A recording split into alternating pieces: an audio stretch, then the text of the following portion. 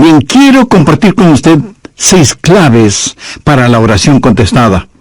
Y espero que las grabe en su corazón. Son sencillas, nada realmente nuevo, pero algo que necesitamos recordar en una forma más continua y metódica.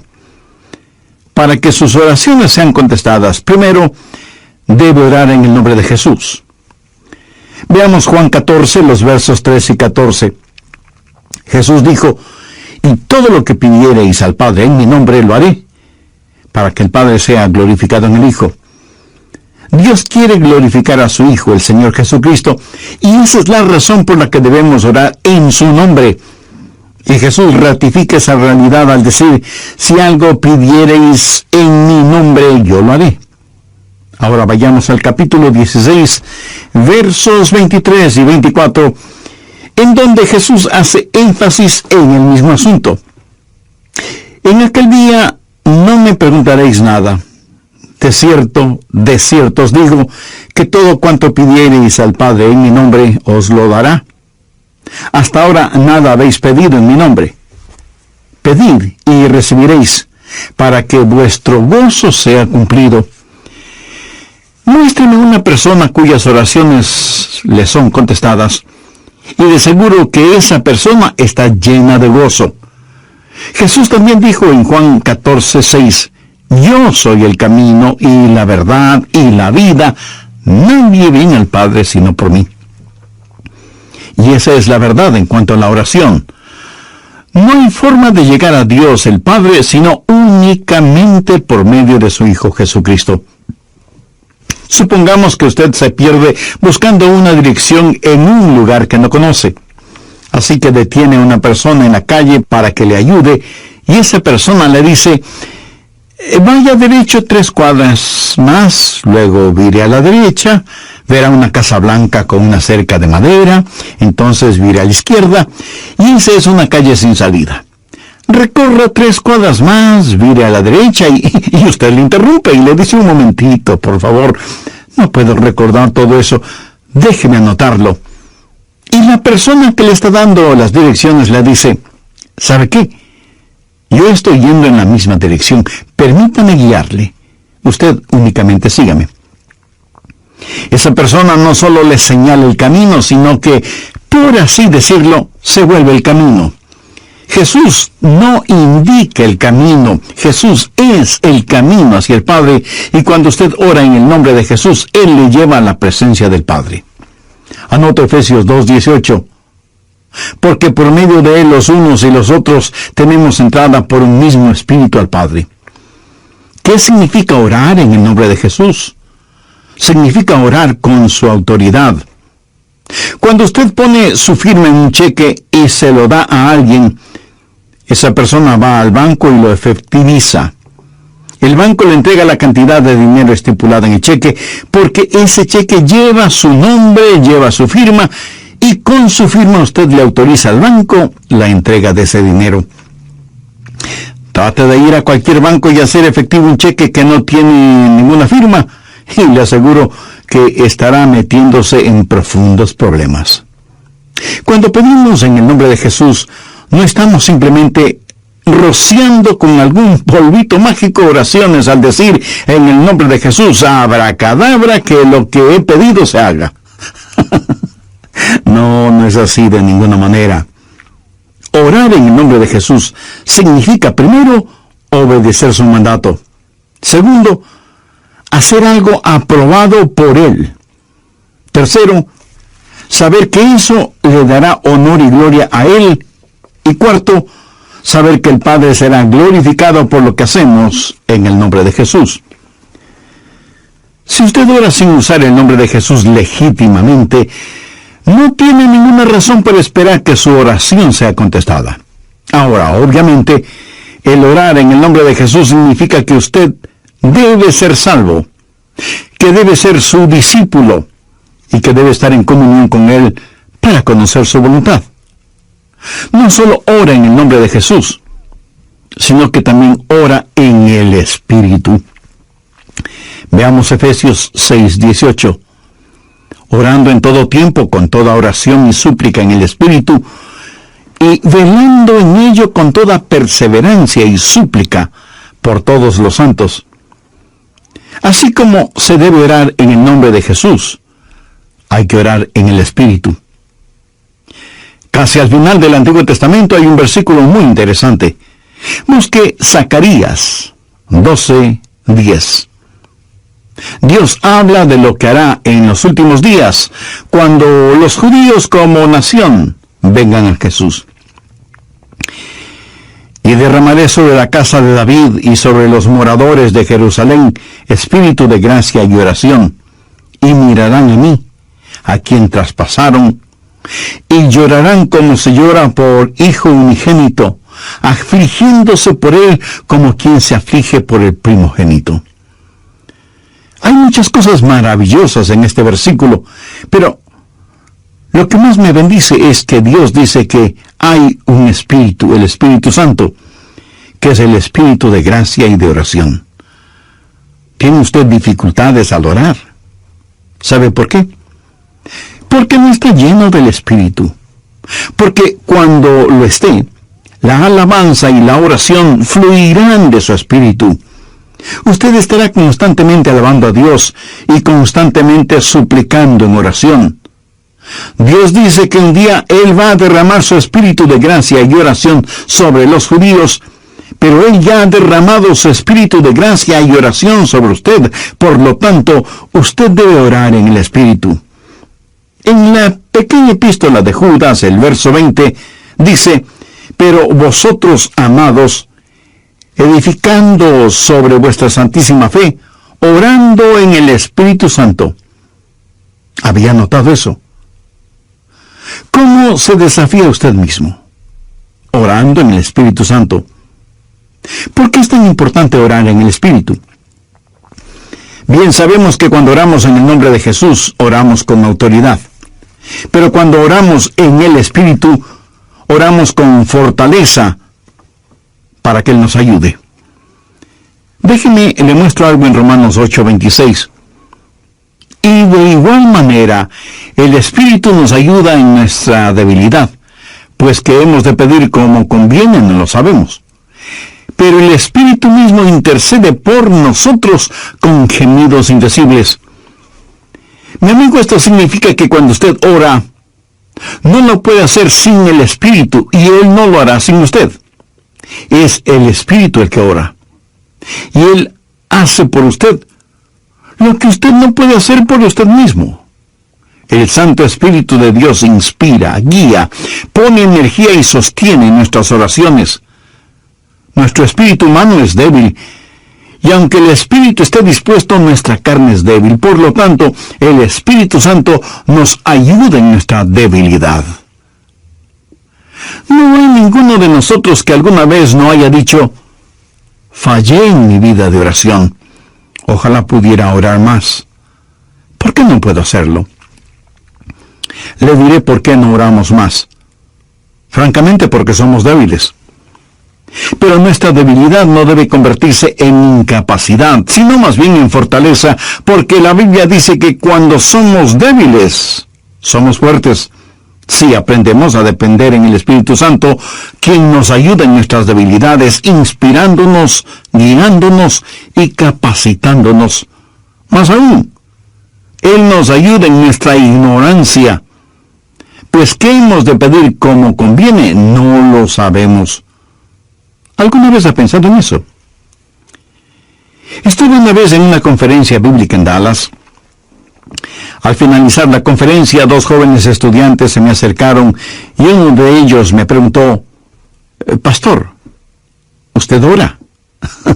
Le respondí que sí. Entonces me dio una pequeña tarjeta diciéndome: «Aquí están nuestros nombres. Somos estudiantes en el seminario. Por favor, ore por nosotros». Yo les agradecí y puse esa tarjetita en mi Biblia. He orado por esos estudiantes, pero no creo que lo haya hecho en forma regular.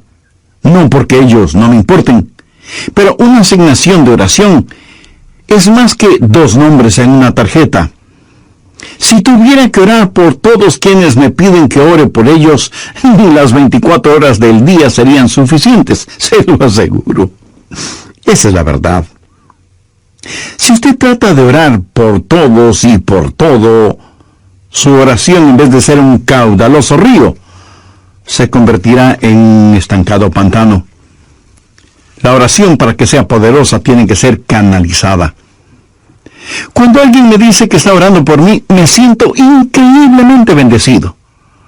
Y hay hermanos que me dicen que oran por mí diariamente, y doy gracias a Dios que muchos oran por mí. Pero me entristece la realidad de que hay millones de seres humanos por los cuales nadie ora. Ahora escúcheme. Yo no deseo estar en la lista de oración de alguien, a menos que el Espíritu Santo haya puesto primero mi nombre en el corazón de la persona que dice que ora por mí. Y cuando usted está orando por otras personas en forma individual, muchas veces no sabrá cómo orar por ellos. Por ejemplo, su tía Rosita está enferma, y usted ora: Señor, restaura la salud de tía Rosita. ¿Cómo sabe que Dios no está preparando a tía Rosita para llevársela al cielo? Y usted ora para que tía Rosita todavía se quede en la tierra, mientras que, de acuerdo a Juan 17:24, Jesús ora y dice: Padre, aquellos que me has dado, quiero que estén donde yo estoy. ¿Dónde está Jesús? En el cielo. ¿Dónde está la tía Rosita? Todavía en la tierra. En las reuniones de oración, más se ora para que la gente sea sanada que lo que se ora para que la gente sea salvada. Parece que estamos más interesados en mantener a los salvos fuera del cielo que a los perdidos fuera del infierno. No sabemos orar como debemos orar.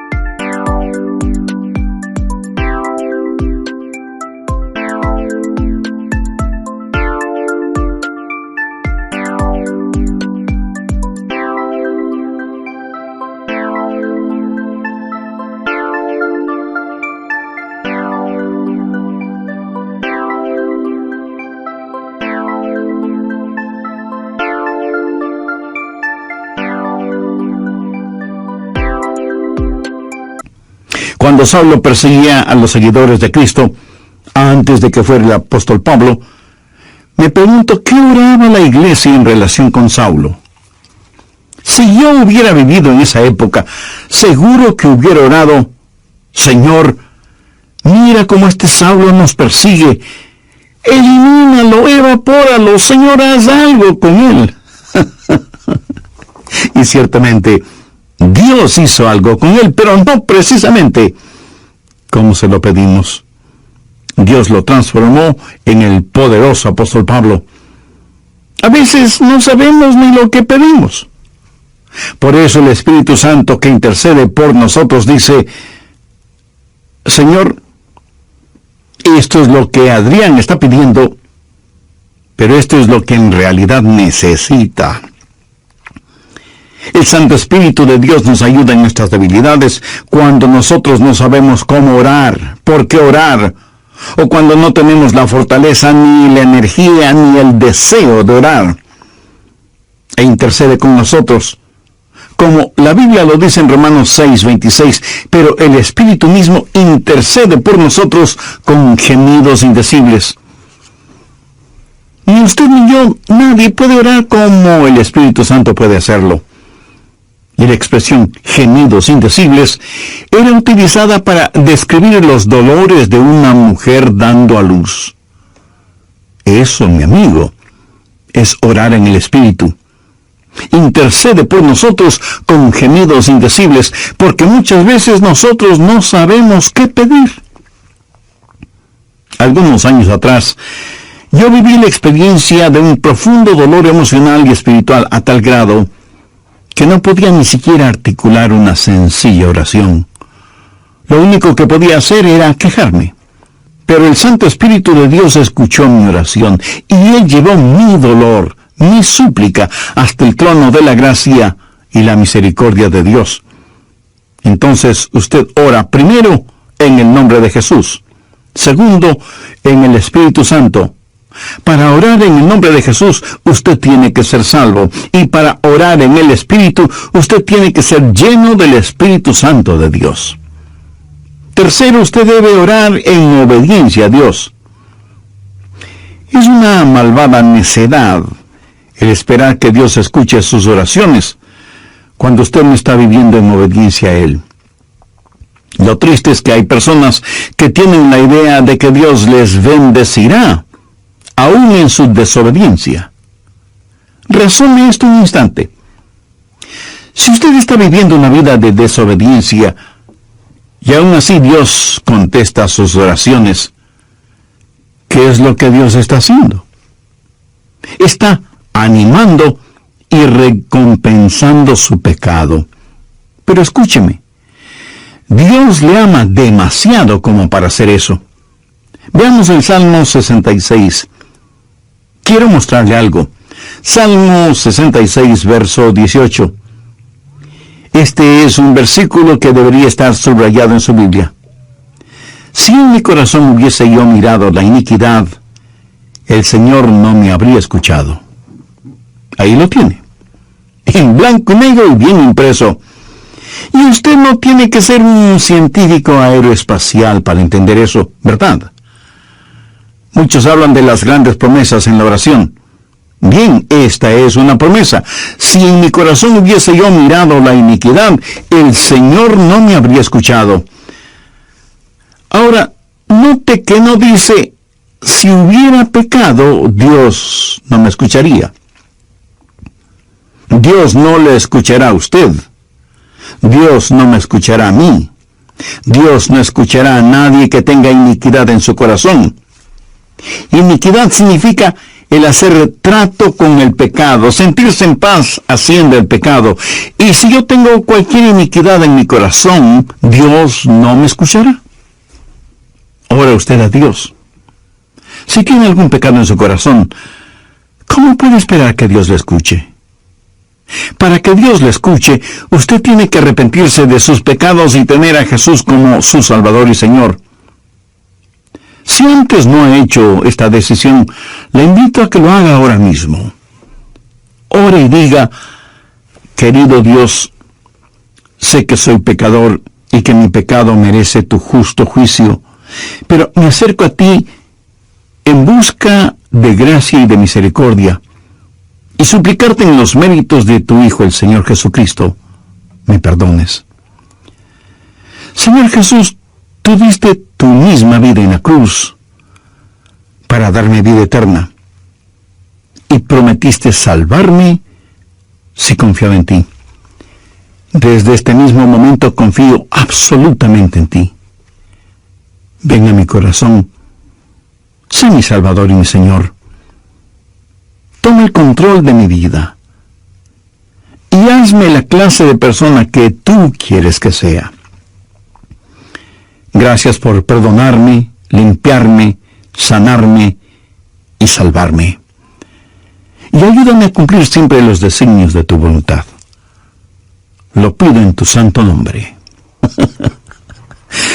Escúcheme, Dios no se impresiona con sus oraciones, pero sí se impresiona con su necedad. Veamos lo que dice Isaías 1:13. No me traigáis más vana ofrenda. ¿Sabe usted lo que es una vana ofrenda? Es solo una oración vacía. No me traigáis más vana ofrenda. El incienso me es abominación. Aquí ellos estaban en el templo quemando incienso, ofreciendo incienso en el altar. No me traigáis más vana ofrenda, el incienso me es abominación, luna nueva y día de reposo, el convocar asambleas, no lo puedo sufrir, son iniquidades vuestras fiestas solemnes. ¿Qué es lo que Dios está diciendo aquí? Que todo lo que ellos hacían como parte de su religión, Él lo detestaba. Y en Isaías 1, los versos del 15 al 17, leemos: cuando extendáis vuestras manos, yo esconderé de vosotros mis ojos. Asimismo, cuando multipliquéis la oración, yo no oiré. Llenan están de sangre vuestras manos, lavaos y limpiaos, quitad la iniquidad de vuestras obras de delante de mis ojos, dejad de hacer lo malo, aprended a hacer el bien, buscad el juicio, restituid al agraviado, haced justicia al huérfano, amparad a la viuda. Veamos ahora Isaías 59:1.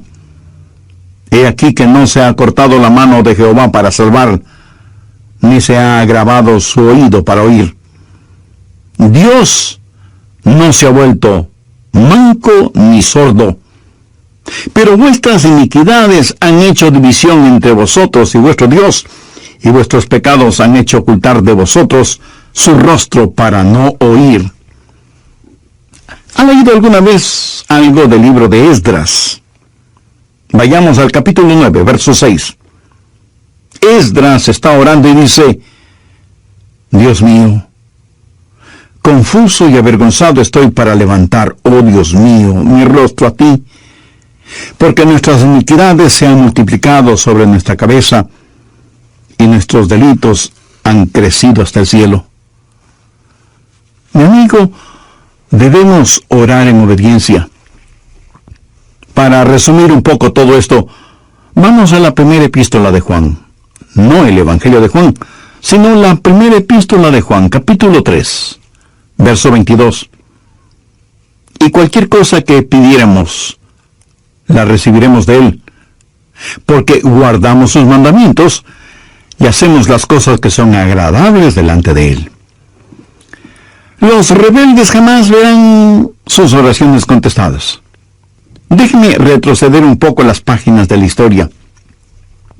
Recuerda cuando Israel había conquistado Jericó y tuvieron que pelear contra un pequeño pueblito. No era ninguna gran ciudad. Un pueblito llamado Ai. Apenas 3 letras, H-A-I, Ai. Y sin embargo, los israelitas tuvieron que huir, como se dice vulgarmente, con el rabo entre las piernas, ignominiosamente. ¿Por qué me estás orando? No puedes utilizar tus oraciones como una cortina de humo para ocultar el pecado que hay en medio del pueblo. Enfrenta y elimina ese pecado, y entonces oiré tus oraciones. Cuarto, usted debe orar en la voluntad de Dios. No solo conocer a Jesús, no solo ser lleno del Espíritu, no solo obedecer los mandamientos, pero aún habiendo hecho todo esto, todo lo que usted desea no es necesariamente la voluntad de Dios para usted. Anote 1 de Juan 5, versos 14-15. Y esta es la confianza que tenemos en Él, que si pedimos alguna cosa conforme a su voluntad, Él nos oye. Y si sabemos que Él nos oye en cualquier cosa que pidamos, sabemos que tenemos las peticiones que le hayamos hecho. Orar en la voluntad de Dios. Y usted no encuentra la voluntad de Dios simplemente por adivinación. Pastor, ¿cómo voy a conocer la voluntad de Dios? Bien, permítame hacerle una pregunta. ¿Quiere en realidad saberlo? Y usted me responde, bueno, no sé si quiera saberlo o no. Entonces le haré otra pregunta. ¿Quiere hacer la voluntad de Dios? Y usted me responde, sí, claro que sí. ¿La quiere hacer realmente? Quiero decir, si Dios le dijera este mismo momento, hay algo que deseo que hagas, ¿lo haría? ¿Sabe usted cuál sería la primera pregunta debido a nuestra naturaleza humana? ¿Qué es, Señor? Esa no debería ser la primera pregunta o la primera respuesta. Usted no puede contestar una pregunta con otra pregunta. Usted debe contestar esa pregunta con una afirmación. Adrián, hay algo que quiero que hagas. ¿Lo harás? Yo debo contestar, sí, Señor, lo haré. ¿Qué es lo que quieres que haga?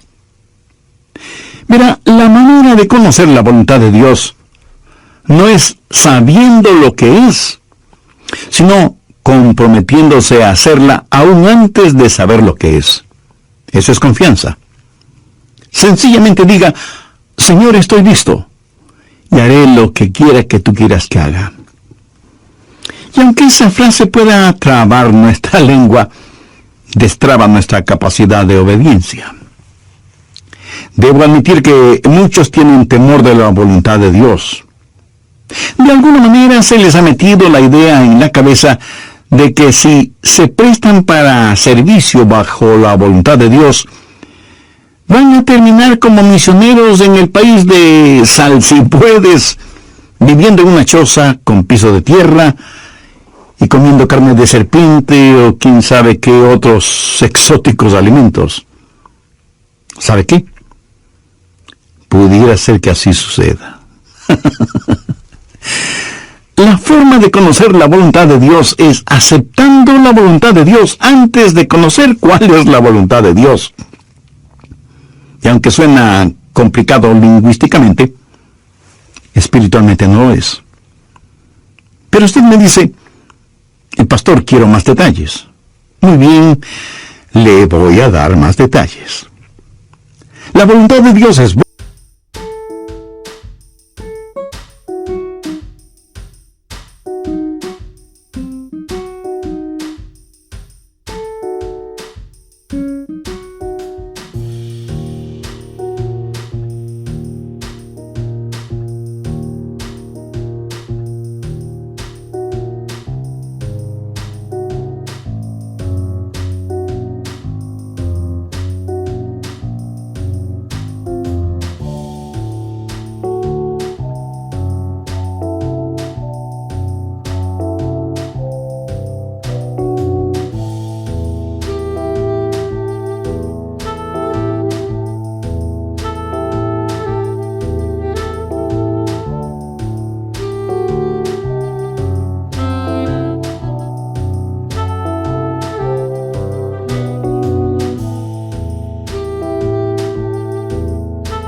Buena, perfecta y aceptable.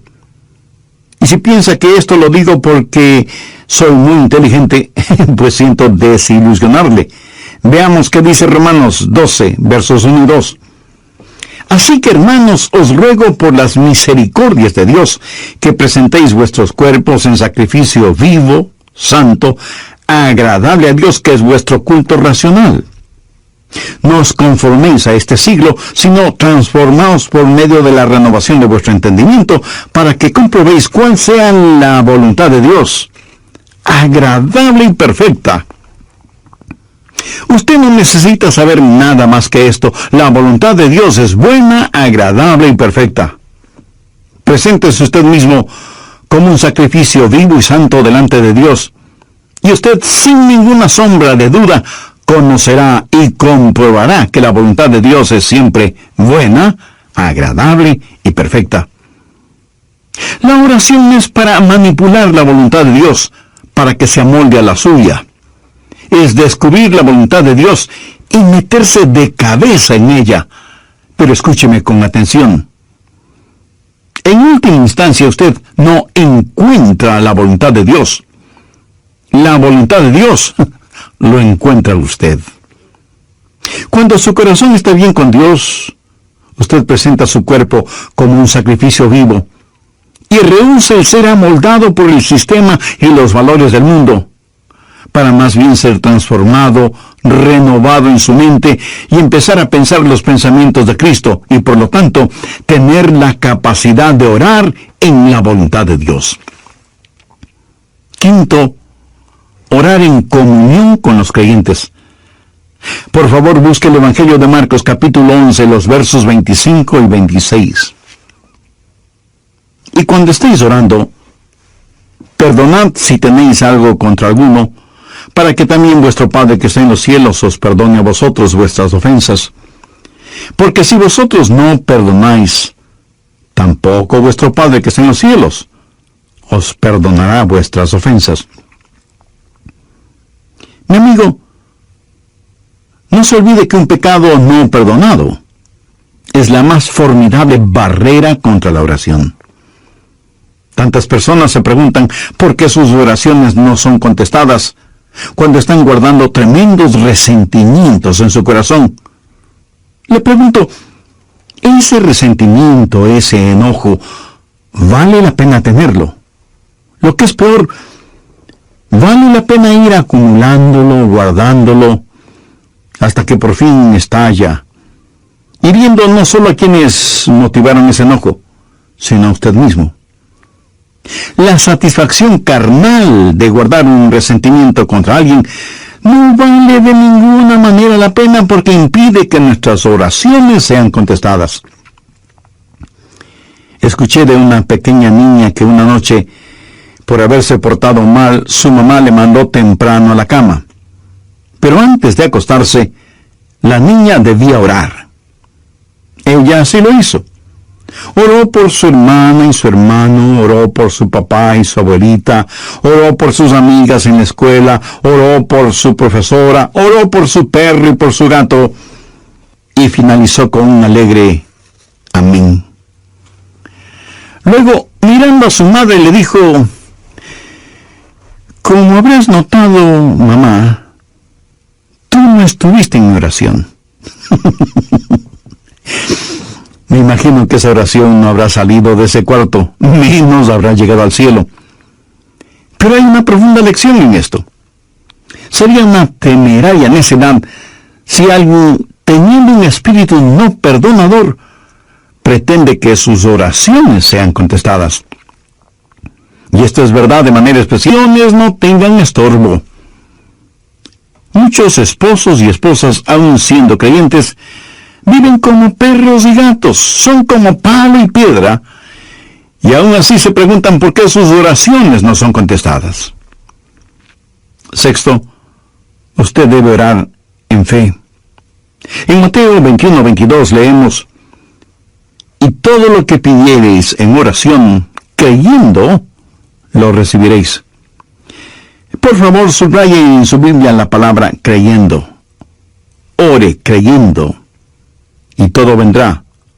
Ore dudando, y nada tendrá. ¿Alguna vez has dicho: Dios, yo creo, cuando en realidad no creía? Muchos piensan que el decir que creen les será contado como si en verdad creyeran. Estaban mintiendo, ellos lo sabían, y Dios también lo sabía. ¿Alguna vez ha orado sabiendo que Dios escuchaba sus oraciones y recibió una respuesta de Dios? Verá, la fe es también un regalo de Dios. La fe no es algo que usted guarde en su bolsillo o en su cartera para gastarla en cualquier cosa que se le antoje. Usted no puede tener fe para nada fuera de la voluntad de Dios, porque Dios no da fe para nada que esté fuera de su voluntad. Y usted no puede tener ninguna fe a menos que Dios se la dé. Y no faltará quien pregunte: ¿por qué no tengo más fe? Si usted pone en práctica lo que he compartido en este estudio bíblico, le puedo asegurar que descubrirá que la fe está ahí. Cuando usted ora en el nombre de Jesús, cuando usted ora en el Espíritu Santo, cuando usted ora en obediencia y en comunión, cuando ora en la voluntad de Dios, la fe está ahí. Pero si estos elementos espirituales no están ahí, tampoco estará la fe.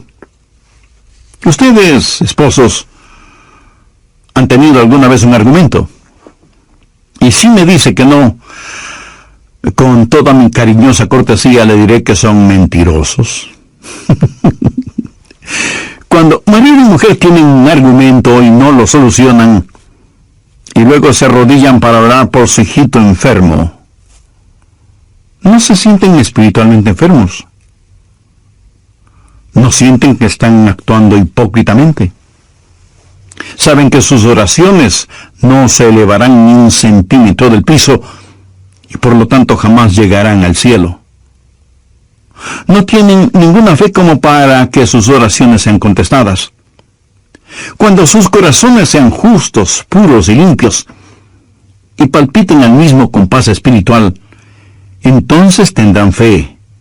Y al tener fe, esa fe será el combustible para transportar su oración hasta el trono de la gracia de Dios. Jorge Muller, de Bristol, Inglaterra, fue un gran siervo de Dios y un poderoso hombre de fe.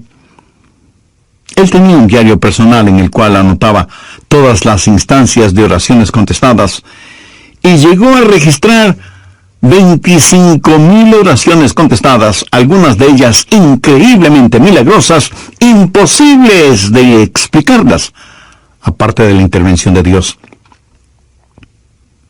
Alguna vez alguien le preguntó a George Muller, ¿cuál es el secreto para que las oraciones sean contestadas? ¿Sabe cuál fue su respuesta? Tenga fe en Dios. Tenga fe en Dios. Ahora, yo no creo que él dijo tenga fe en Dios, sino que dijo tenga fe en Dios. Verá, en realidad no es una gran fe la que necesitamos, sino que necesitamos tener fe en un gran Dios. Fe no es solo un sentimiento positivo, ni el que usted se vuelva frenético o fanático, sino tener la absoluta confianza de que Dios hará lo que usted le ha pedido, si ese pedido está encuadrado dentro de los parámetros de la voluntad de Dios. Los discípulos le dijeron a Jesús, Señor, enséñanos a orar. Y ese debe ser nuestro pedido también, para que Dios nos ayude a ser hombres y mujeres de oración. Hay algo en nosotros que se resiste a orar. Preferimos ocuparnos en cualquier otra cosa en vez de orar. Y eso se debe a nuestra naturaleza carnal y pecaminosa. Por eso necesitamos la ayuda de Dios para que amemos de tal manera a Jesús y seamos llenos de su Espíritu Santo para que la oración fluya de nosotros en forma constante y que oremos siempre en el nombre del Señor Jesucristo. ¿Han notado con qué facilidad podemos pasar horas haciendo deportes o realizando nuestros pasatiempos favoritos o simplemente mirando programas en la televisión? Pero ¿qué trabajo nos cuesta invertir unos minutos en la oración? La oración eficaz, mi estimado amigo, debe ser un acto intencional de nuestra voluntad. No debemos acercarnos al trono de la gracia en forma casual, sino en forma totalmente intencional.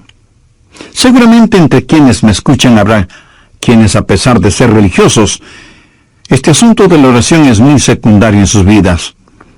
Ahora, si usted aún no es salvo, mayor razón para que ore a Dios. Lo puede hacer este mismo momento diciendo con sus propias palabras algo como la siguiente oración. Dios eterno, reconozco que soy una persona que no me ha acercado a ti en oración, sino en raras ocasiones. Reconozco también que soy pecador, que estoy perdido y que necesito ser salvo para tener